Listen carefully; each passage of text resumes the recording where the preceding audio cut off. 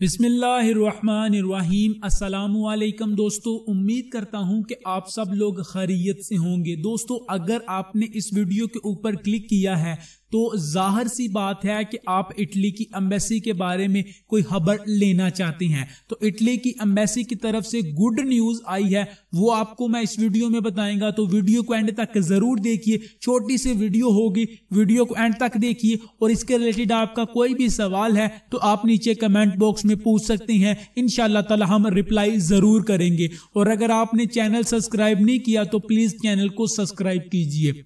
जी तो दोस्तों, बात करते हैं इटली की एम्बेसी की। इटली की एम्बेसी की ऑफिशियल वेबसाइट का लिंक आपको मैं नीचे डिस्क्रिप्शन में प्रोवाइड कर दूंगा, तो आप लिंक पर क्लिक करके भी देख सकते हैं।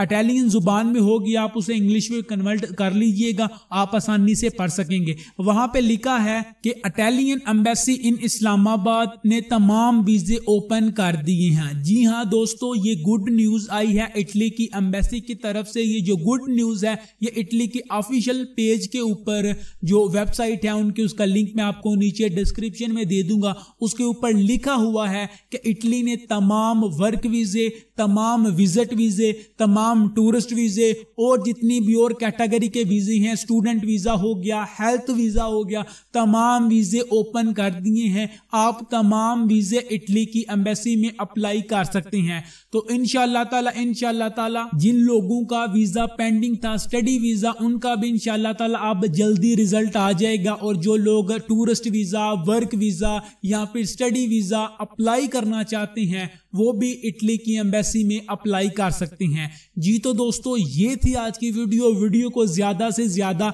शेयर कीजिए अपने दोस्तों के साथ।